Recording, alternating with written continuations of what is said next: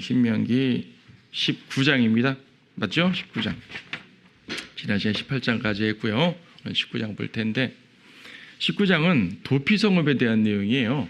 도피성읍은 민수기에서 여러분이 아마 충분히 읽었을 것이고 또 우리가 다른 설교를 통해서도 한번 다뤘던 적이 있는 걸로 기억합니다. 도피성읍, 우리가 그 성에 들어가면은 죄인들이 사는 거예요. 그 구체적인 규례, 항상 그렇듯이 신명기에 나와 있는 규례는 레위기와 민수기에 있는 규례를 반복하되 그 자세한 내용들을 다 기록하는 것이 아니고 그 중에 신명기에서 말씀하고자 하는 포인트를 강조해서 기록하고 있다 이거죠. 그래서 이제 이 도피성읍에 대해서 자세하게 알려면 민수기 20장을 봐야 돼요. 민수기 20장에서 전체적인 구체적인 내용을 보는 것이고 여기서는 어떤 포인트를 집어서 강조하고 있는 것인가를 보도록 합니다. 주 너의 하나님께서 민족들을 베어 버리신 후 주 너의 하나님께서 그 땅을 내게 주셔서 내가 그 땅을 차지하고 그들의 성읍들과 그들의 집들에서 거하면 너는 주 너의 하나님께서 내게 차지하라고 주시는 내 땅 가운데서 새 성읍을 구별할지니라. 너는 내게 길을 예비하고 주 너의 하나님께서 내게 유업으로 주시는 내 땅의 지경들을 세 부분으로 나눠서 모든 살인자로 그것으로 피하게 하라. 살인자가 그것으로 도피하여 살 수 있는 경우는 이러하니 누구든지 과거에 미워하지 않던 자기 이웃을 부지 중에 죽인 자라. 어떤 사람이 자기 이웃과 더불어 벌목하러 산림 속으로 들어갔는데 나무를 자를 때 손에 도끼를 들고 찍다가 도끼가 자루에서 빠져 자기 이웃을 우연히 맞추어 그가 죽으면 그 사람은 그 성읍들 중 하나로 도피하여 살지니라. 그 피해 보복자가 마음이 뜨거워져 그 살인자를 쫓아가다가 그 길이 멀어서 그를 따라잡아 그를 죽이지 않게 하려는 것이라. 이는 그가 과거에 그 이웃 사람을 미워하지 않은 이상 그를 죽이는 것이 합당치 않음이라. 그러므로 내가 네게 명령하여 말하노니 너는 그를 위하여 새 성읍을 구별할지니라. 7절까지 읽었습니다. 자, 도피성읍의 법입니다. 도피성읍이 나오고 15절부터는 눈에는 눈, 귀에는 이에는 이 하는 그 율법의 엄격함을 쭉 언급해 주고 있는데요. 이런 모든 것들을 말하고자 하는 것은 뭐냐면은 무죄한 피에 대한 보호를 말하는 거예요. 무죄한 피가 함부로 흘려지면 안 된다. 도피성읍 내용도 사실 그걸 말하는 거거든요. 누군가가 의도적으로 살인했으면 그 사람은 죽어야 돼요. 그 사람은 무죄한 피를 흘렸으니까 그 죄로 죽어야 돼요. 하지만 의도치 않게 누군가를 죽였는데 이 의도치 않게 죽였으면 이 사람은 무죄한 거거든요. 그럼 그 무죄한 피를 복수자가 흘리면 되겠는가? 그럼 그게 또 다른 죄가 되는 거란 말입니다. 하나님께서는 그분의 유업의 땅에서 무죄한 피가 흘리지 않기를 간절히 바라셨고 그분의 백성들에게도 그것을 강조해 주셨습니다. 바로 이제 그러한 의미로서 도피성읍을 말하는 거예요. 무죄한 피를 함부로 흘리지 말라. 무죄한 피는 보호해야 된다. 이게 도피성읍의 커다란 목적이에요. 여기 보게 되면 2절에서 새 성읍을 구별하라고 말하죠. 새 성읍을 구별합니다. 새 성읍은 여기는 이제 언급 나오지 않았지만 민수기에 보면 자세히 나오지만요. 요단 서편에 있는 케데스, 세겜, 헤브론. 왜 총 6개인데 3개만 말하는 것인가? 일단 19장의 관점은 하나님께서 그 땅을 내게 주셔서라는 말이잖아요. 가나안 땅을 정복했을 때라는 포인트이기 때문에 가나안 땅은 기본적으로 요단강 서편을 말하니까 요단강 서편을 정복하면 그곳에 세계를 두라라고 말하는 것이고 나머지 3개는 9절에 다시 나오는 거죠. 9절에 하면 그 셋 외에 새 성읍을 더하여 하니까 요단 서편의 3개, 요단 동편의 3개가 됩니다. 요단 서편에는 케데스, 세켐, 헤브론. 케데스는 저 북쪽에 있는 거고요. 세켐은 중간쯤에 있는 거고, 헤브론은 남쪽에 있는 거고. 요단 동편도 골라는 저 북쪽에, 라못은 중간 부분에, 베셀은 남쪽 부분에 이렇게 해가지고 총 6 성읍을 둡니다. 다른 시간에 한번 설명드렸던 것 같아요. 6 성읍을 두신 이유가 뭐냐면 한 성읍만 두셨다면 이스라엘 백성들이 그러니까 이러한 그 무죄한 피를 흘려서 도망가야 될 사람이 너무 멀어서 못 가잖아요. 너무 멀어서 갈 수가 없죠. 그래서 이스라엘 중간중간 전체 중에서 6개를 정말로 적절하게 각 지역의 중심부에 배치해가지고 도망갈 수 있는 여유를 충분히 주시는 것입니다. 하나님은 실제적인 분이세요. 관념적으로만 보호하시는 분이 아니라 실제적으로 보호하시는 분입니다. 자, 금방 1절에서 본 것처럼 가나안 땅을 정복하면 설정되는 거예요. 그러니까 지금 이 사람들은 이스라엘 백성들은 신명기 관점에서 말할 때 신명기 시점에서 이미 유단 동편을 차지했단 말입니다. 이미 유단 동편을 차지했고 거기 살기 때문에 그럼 먼저 지정해도 되잖아요, 동편은. 그런데 그렇게 말씀하지 않고 그 땅을 다 차지하면 지정하라고 말씀하고 있습니다. 그러니까 요단 동편은 이미 차지했지만 아직 주어지지 않은 것이에요. 하나님의 모든 과업이 끝나야 되는 것이고 하나님의 약속이 끝나야지 차지할 수가 있는 것입니다. 자, 그래서 하나님께서 승리케 하신다는 이 포인트가 매우 중요하죠. 너희가 적당히 그 땅을 차지했다고 되는 것이 아니야. 내가 너희에게 완전한 승리를 주어야 해. 모든 것은 나의 승리를 기반으로 하는 거야. 이걸 말씀하고 있는 겁니다.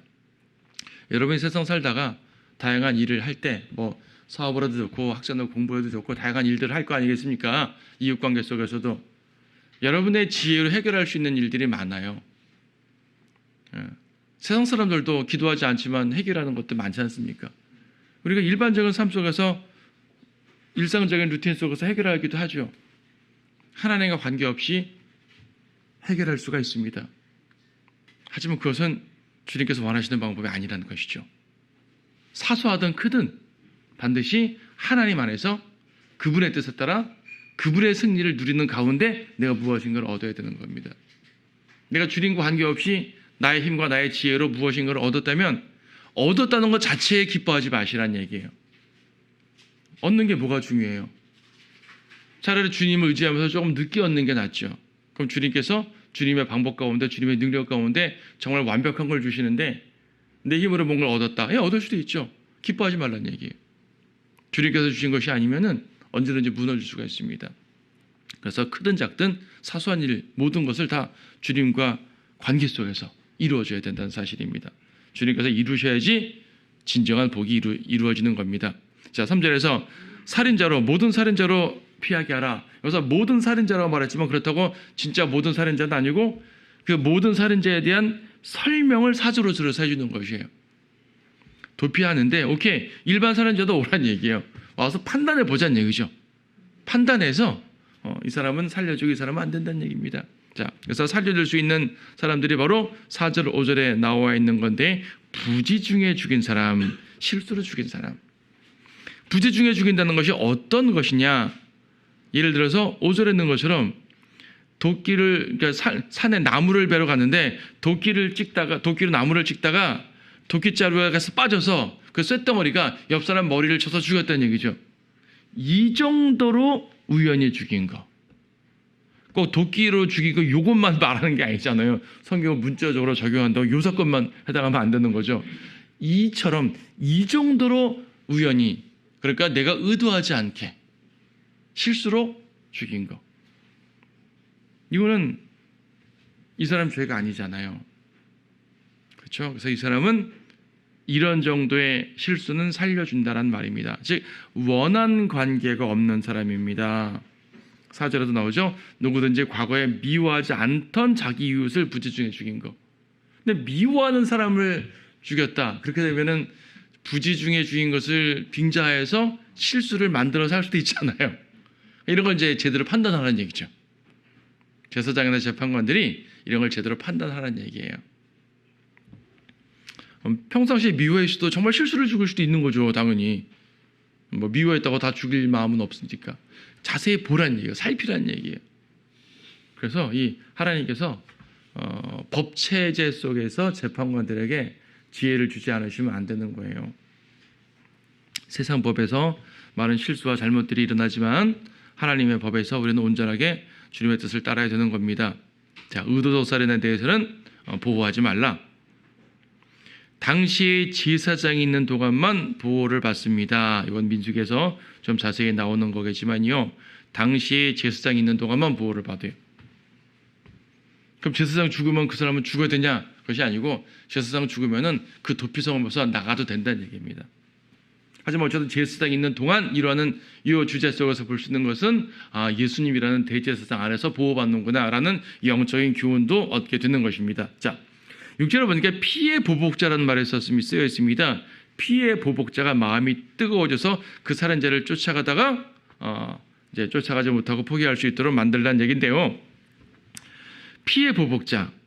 자, 의도치 않게 죽였지만 피해 보복자에게는 아무리 의도치 않게 죽였다고 해가지고 그것이 사라질 수는 없잖아요. 자, 내 가족이 죽임당했어요. 이웃한테 의도적이지 않은 상황에서. 그러면 이 사람은 법적인 처벌 책임은 없지만 그렇다고 내가 저 사람을 안 미워하겠습니까? 미워할 수 있잖아요. 그런 일반적인 상황을 말을 해주는 것입니다. 그런 상황 속에서 피해 보복자가 죽일 수 있으니까 피하란 말입니다. 피해 보복자는 가까운 가족이다, 가까운 친지에게 해당되는데요. 친족이라는 것은 유업을 대신 봐줄 수도 있는 사람이고 복수를 행할 수도 있는 사람입니다. 가만 보게 되면요, 성경에서는 복수의 개념 자체는 인정하시는 거예요. 잘못 복수하지 않도록 이런 제도를 마련해서 보호하라는 것이지 복수의 개념 자체는 인정하는 거예요. 오늘날은 복수의 개념 자체를 인정하지 않죠. 성경에서 복수의 개념을 인정한다고 해가지고 복수를 함부로 하라고 허용하는 것은 당연히 아닙니다. 복수의 개념을 인정한다는 얘기예요. 무슨 말인가 하니 복수란 것은 죄를 지은 사람에게 처벌을 한다는 말인데 개인적으로 복수하게 되면은 잘못 판단해서 함부로 복수할 수 있고, 그렇죠? 필요 이상으로 복수할 수 있고, 판단을 잘못해가지고 복수할 사람이 아닌 다른 사람에게 복수할 수 있는 것이고 문제가 많이 생기잖아요. 그래서 복수의 개념 자체는 인정하시지만은 개인적으로 함부로 복수하면 안 됩니다. 그래서 주님은 법과 제도를 만드셔가지고 법을 통해서 복수하도록 만드시고 또한 하나님의 소위 세상 사람들이 말하는 천벌, 그렇죠? 하나님의 직접적인 징계를 통해서 복수하게 만드시는 것, 복수해 주시는 거죠. 그래서 신약성경에서는 우리에게 함부로 복수하지 말고 복수하시는 그분께 맡기라 그랬잖아요. 복수를 하지 않는 게 아니라 그분께 맡기는 거예요. 그분께 맡기는 여러 가지 상황들이 또 있죠. 하지만 형법의 기본 개념 자체는 복수다 이거예요. 누가 내 가족을 죽였는데 어떻게 복수심이 없겠어요? 당연히 복수심이 있죠. 나는 함부로 복수할 수 없기 때문에 나는 복수하지 않았어요. 그리고 법에 호소했어요. 법에서 나 대신 복수해 주십시오. 법의 정당한 절차에 따라서. 근데 법에 복수해 주지 않아요. 화가 나는 거죠. 뭐 그렇다고 법에 어떻게 할 수는 없지만 이것이 오늘날의 세상의 모습이고 하나님의 법을 존중하지 않는 사람들의 모습이 그렇다는 것을 알 수가 있습니다. 네. 무죄한 피를 제할지니라 13절에서 말씀하죠. 내 눈은 그를 불쌍히 여기지도 말고 너는 이스라엘로부터 무죄한 피를 제할지니라. 그러면 내가 잘 되리라. 우리가 좀 7절 가지고 8절부터 읽지 않았는데 8절부터는 그 내용입니다. 의도적으로 죽인 사람은 반드시 죽이라는 거예요. 의도적으로 죽인 살인자는 죽여야 된다. 피해 보복자에게 넘겨서 죽이도록 하라고 말을 하고 있습니다. 왜 무죄한 피에 대해서 보호하냐면 하나님의 거룩한 땅이 오염되지 않게 하기 위해서입니다. 그럼 복수로 죽이는 것은 피에 오염되는 거 아닙니까? 복수로 죽이는 것은 피에 오염되는 것이 아니라 오염된 땅을 회복시키는 개념이에요. 하나님의 법에서 말할 때. 무죄한 피가 흘려지는 것은 땅이 오염되는 것이고 그 무죄한 피를 흘린 자의 피를 흘리는 것은 그 오염을 치유하는 것이 되는 거예요.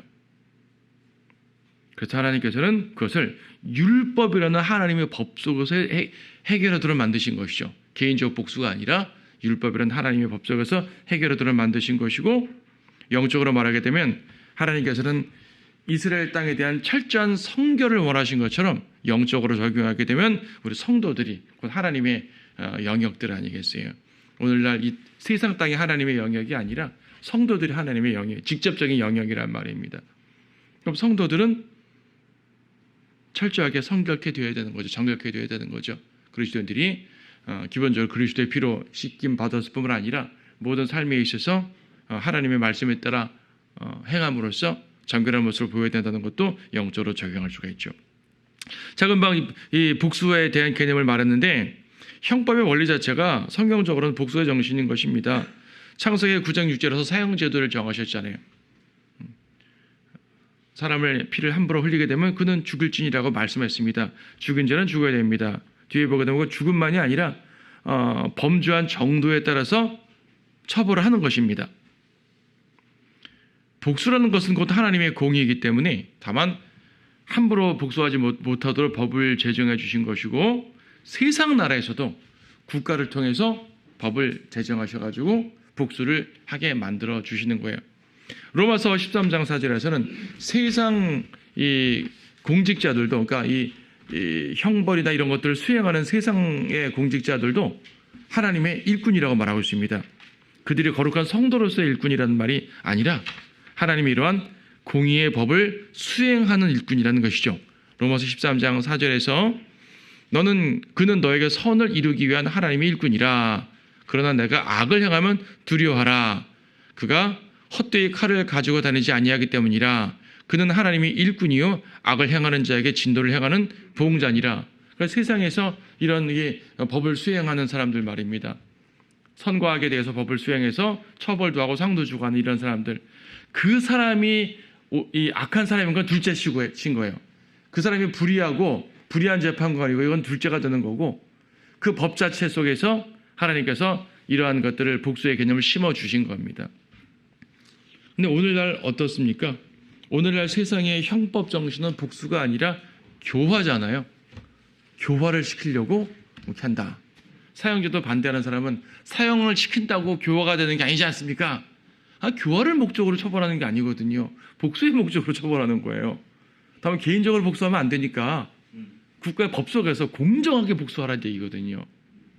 율법이나 세상법도 그 기본적인 하나님의 정신은 들어가 있어야 되는 건데, 인본주의 자체가 하나님의 법을 거절하는 방식으로 만들어져 가서 점점 발전해 가니까 오늘날은 걷잡을 수 없게 되었지만요, 우리는 하나님의 기본 정신을 알아야 되는 겁니다.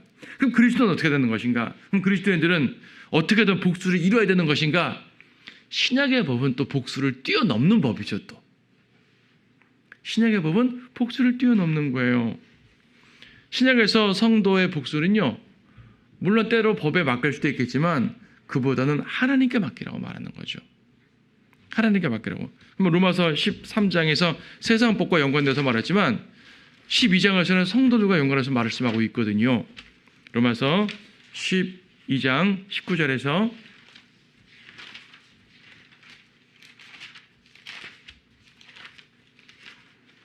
네. 살아가는 자들아 스스로 복수하지 말고 진노하시며 맡기라. 기록되었으되 원수 갚는 것은 나의 일이니 내가 갚으리라. 주가 말하노라. 이거는 시편 94편을 인용하시고 신명기 32장을 이제 같이 인용해 놓은 것이지만은 원수 갚는 것은 주님의 일이란 얘기죠. 주님께서 갚으시니까 우리는 주님께 맡기라. 하나님의 진노하시며 맡기라. 그럼 우리는 뭘 하죠? 20절. 원수가 줄이거든 먹이고 목마르거든 마실 것을 주라. 이게 성도가 행하는 복수의 법보다 뛰어난 사랑의 법인 거예요.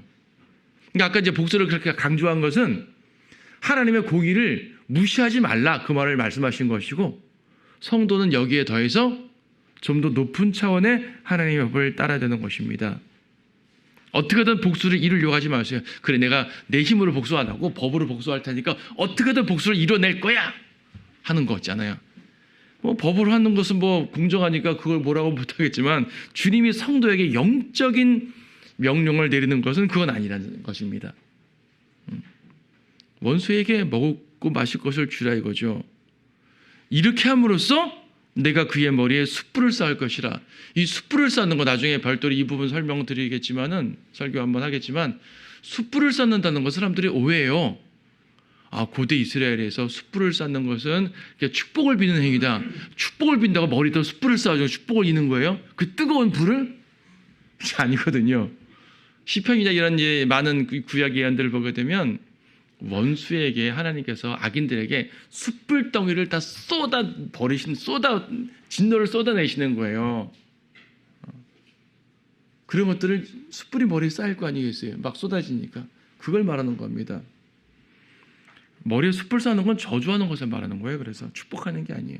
근데 어떻게 하냐면 나는 원수에게 선을 행하라는 얘기입니다. 선을 행할 때 이 사람이 회개하고 돌이켜서 내가 그에게 행하는 선과 축복이 그에게 전달될 수 있는 상태가 되면 정말 축복이 임하겠죠. 그게 회개 있는데, 그렇죠? 회개하고 나한테도 사과하고 그럼 축복이 임해야죠. 근데 나는 그를 축복하고 그에게 선을 베풀었는데 이 사람이 돌이키지 않고 계속 악을 행한다. 그럼 주님께서 그의 머리에다가 숯불로 징계하시겠단 말입니다. 원수 갚아주신다는 얘기입니다. 그러니까 여러분들은 그래 내가 이렇게 선을 해가면 궁극적으로 저 사람이 벌 받겠지라는 마음으로 하란 말이 아니라 진정한 의도로 선을 행하라는 얘기예요. 진정한 의도로 선을 행하고 축복을 비세요. 근데 그 사람이 그 축복을 받을 상태가 되면 정말 주님께서 복을 이루어 줄 것이고, 그렇게 되면 여러분의 축복이 이루어지고 여러분과 다시 잘 될 거니까 그것도 좋은 일이고. 근데 그 사람이 정말 회개하지 않고 벌을 받게 되면 그것도 복수가 이루어지니까 좋은 일이고. 우리에게는 이런 사랑의 법을 복수의 법 위에서 행하라고 말씀하시는 것입니다. 하지만 하나님의 기본 공의의 법 자체는 복수의 개념이다. 이걸 알고 주님께서 악인들을 가만두시지 않는 거거든요. 성도를 괴롭히는 악인들은 주님께서 가만두시지 않습니다. 그래서 우리가 주님 안에서 기뻐할 수 있는 거죠. 내가 그를 복수하지 못해서 억울해하고 가슴 칠 필요가 없어요. 주님께 맡기면 주님께서 알아서 하신다는 얘기입니다. 자, 신명기에서는 복수의 법을 강조해 주셨습니다. 그래서 도피 성읍을 통해서 보여주시는 하나님의 성품은 뭐냐면 첫 번째는 자비예요. 죽지 않게 보호해 주신다는 의미에서는 자비죠. 또한 의도성을 정확히 판단해서 처결한다는 의미에서는 공의죠. 판단해 보니 이 사람은 의도적인 살인자야, 처벌하는 것이고, 판단해 보니 이 사람은 의도적이지 않아, 보호해주고, 올바른 판결을 내리란다는 개념에서는 공의, 그리고 죽지 않게 보호하신다는 의미에서는 자비. 도피성읍에서는 하나님의 자비와 공의라는 두 가지 성품을 다 발견할 수가 있습니다. 자, 도피성읍의 예표는 예수님입니다. 민수기에 보게 되면 대제사장의 보호를 받는다고 되어 있어요. 대제사장은 예수님을 상징하지 않습니까? 고소자, 즉 마귀로부터 보호하시는 예수님의 이런 예표를 보게 됩니다. 9절에서 또 만일 내가 오늘 내게 명령하는 것, 즉 주 너희 하나님을 사랑하고 그분의 길에서 항상 행하라는 이 모든 명령들을 내가 지켜 행한다면, 그렇죠? 말씀을 지켜 행한다면 이런 조건지를 붙였습니다. 율법의 모든 명령을 지킨다면 도피성읍도 두라는 것이에요. 이렇게 행한다면 성읍을 두라 그랬잖아요. 문맥적으로 보게 되면. 그러니까 그냥 도피성읍을 둬서 율법도 잘 지키지 않으면서 도피성읍만 두는 것은 안 돼요. 내면적으로 하나님과 관계 속에서 올바르게 이루어지는 가운데 제도적인 것이 이루어져야 되는 것이지, 내면적으로 주님과의 관계가 되어 있지 않으면서 제도적인 것만 이루지 말라는 것입니다. 주님 안에 올바른 명령을 지키고 주님의 뜻을 수행해야지 도피의 자비를 받는다는 그러한 개념도 볼 수가 있겠죠. 자, 어쨌든 영적으로 적용하게 되면 하나님의 자비는 말씀 안에 있어야지 지속적으로 받게 됩니다.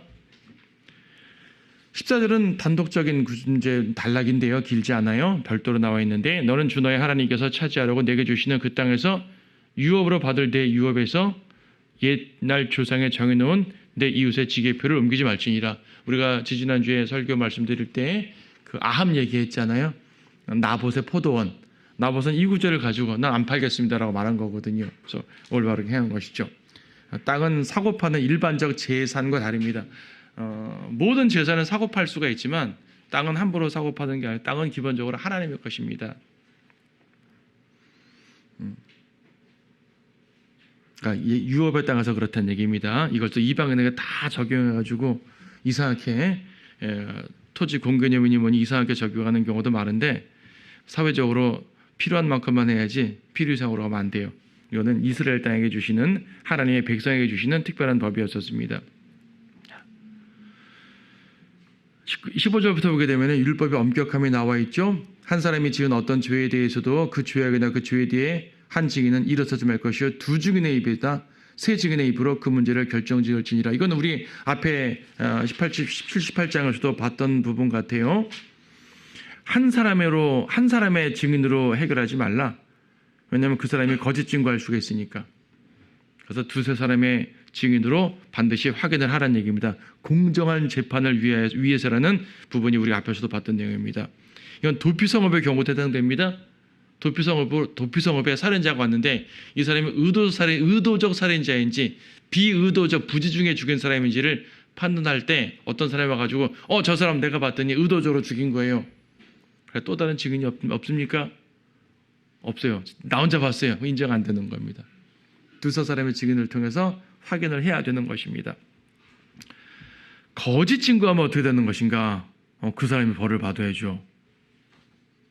16절, 만일 거짓 증거하는 자가 일어나서 어떤 사람이 잘못하였다고 그 사람을 대적하여 증거하거든 그때는 시비하는 두 사람이 주 앞과 그 당시에 제사장들과 재판관들 앞에 설 것이요 그 재판관들은 충실히 조사할지니 보라 만일 그 증언이 거짓 증언이고 자기 형제에게 거짓으로 증거하였다면 그때 너희는 그가 그의 형제에게 행하려고 생각했던 대로 그에게 행하여 너는 너희 가운데서 악을 제할지니라. 다른 이웃을 모함하여서 그를 죽이려는 목적으로 거짓 증거했다면 그가 죽임을 받아야 돼요. 그의 재산을 뺏으려고 거짓 증거했다면 이 사람이 재산을 뺏겨야 되는 것이에요.